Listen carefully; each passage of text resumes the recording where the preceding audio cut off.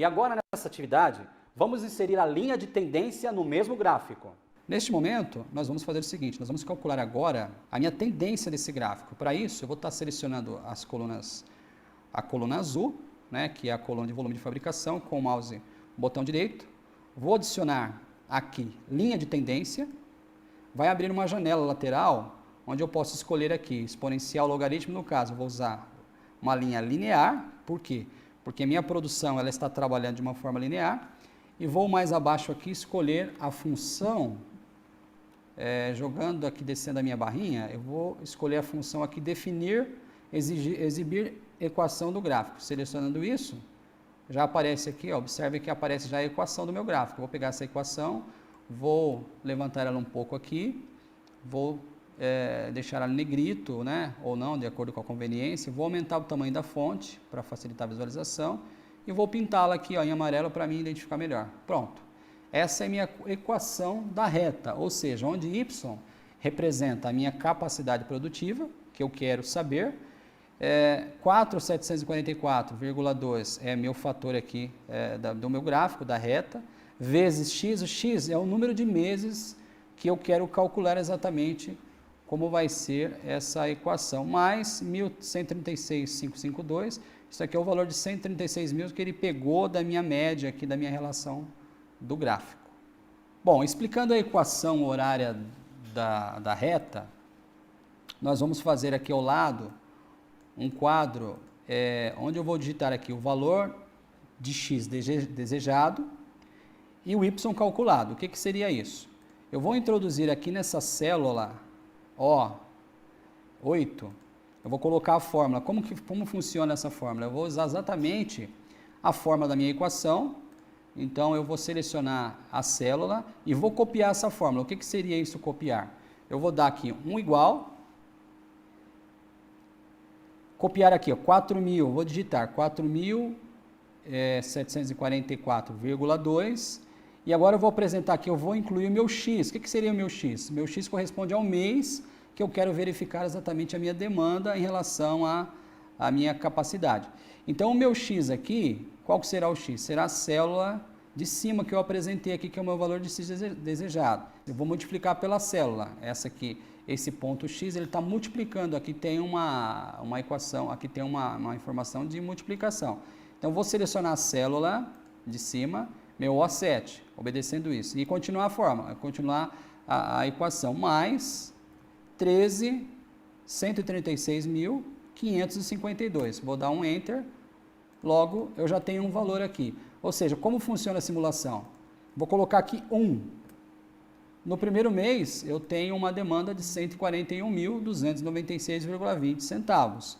Mas eu quero simular, como eu tenho um histórico de 12 meses, eu quero simular daqui a 6 meses, de junho do próximo ano, como será a minha capacidade produtiva, como será a minha demanda de produção. O que eu faço? Para isso, eu vou colocar aqui igual a 12, que equivale aos 12 meses, que eu já tenho as informações, esse é o meu histórico, mais 6. O 6 equivale, respectivamente, ao mês de junho. Vou dar um Enter, isso eu criei, somou, deu 18. O que seja 18? Então, isso corresponde, no mês de junho, eu vou ter um Y calculado, ou seja, uma demanda produtiva de 221.947,60 centavos. Ou seja, como minha capacidade produtiva é de 190 mil, eu extrapolei a minha capacidade produtiva.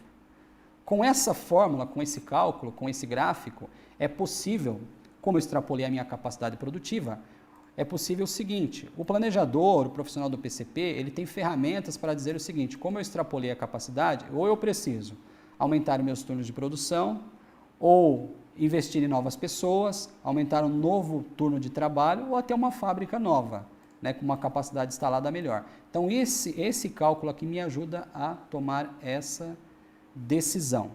Vamos agora, em seguida, calcular o valor de y. O que seria o y? O y é o inverso aqui, né?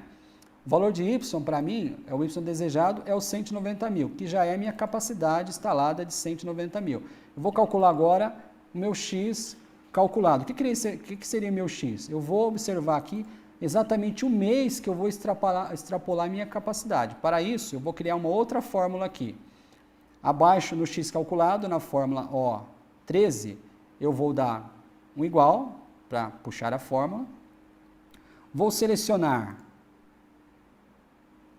igual, vou selecionar a célula da minha capacidade, 190.000, O12, menos, aqui é o inverso, eu estou calculando essa equação, eu peguei os 13.000, passei para lá do sinal, então 190.000, ele é positivo, passou para lá negativo, então eu vou fazer uma subtração e depois vou isolar o x e jogar o 4.700 dividindo isso, ou seja, uma regra de 3. Então para isso, eu vou colocar menos, vou calcular aqui, vou digitar a fórmula novamente, copiar, 136.552, dividido por 4.700, que foi isolado para o outro lado da equação, 44,2. Tudo isso separado pelos parênteses aqui para mim exemplificar a minha equação, senão não dá certo o cálculo.